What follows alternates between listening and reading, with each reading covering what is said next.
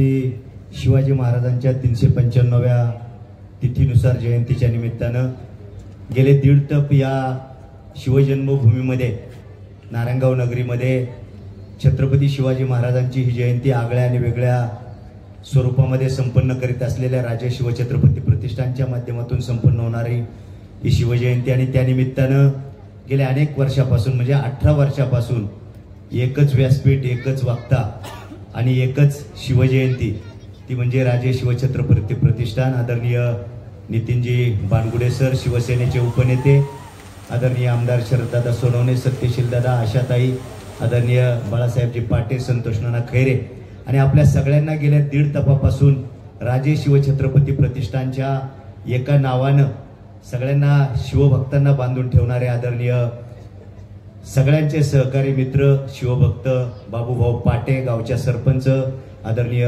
वावळ madam, उपस्थित सर्व शिवभक्तांनो, खरं तर गेल्या 1.5 तपापासून आपण सारी मंडळी एक आगळा आणि वेगळा हा उपक्रम हाती घेतोय.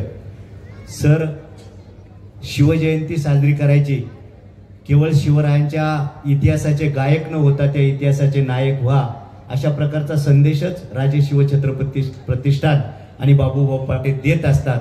आणि जे या इतिहासाचे नायक होतात त्यांचा सन्मान देखील आपण अनेक वर्षापासून करत असतो. वेगवेगळ्या क्षेत्रामध्ये ज्यांनी उल्लेखनीय कार्य केलं त्यांच्या पाठीवर शाबासकीची थाप देण्याचं काम तुम्ही सगळी मंडळी करत असता. त्यातून प्रेरणा घेऊन शिवरायांचं शिवस्वराज्य निर्माण करण्याचं काम पुढची पिढी करेल. आणि मगाशी बाबूभाऊ तुम्ही बोललात की एक पिढी नाही, तर माझं म्हणणं असं आहे, दर वर्षाला एक पिढी तयार होत असते. 18 वर्षापूर्वी बाबूभाऊ जो कार्यकर्ता 10 वर्षाचा होता तो आता 28 वर्षाचा झालाय. त्याच्यामुळं अनेक पिढ्या या शिवविचाराने घडवण्याचं काम राजे प्रतिष्ठानच्या माध्यमातून आदरणीय सरांच्या माध्यमातून घडतंय.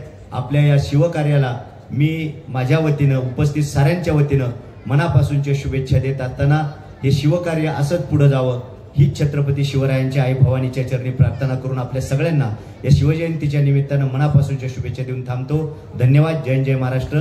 छत्रपती शिवाजी महाराज की, धर्मवीर छत्रपती संभाजी महाराज की. धन्यवाद.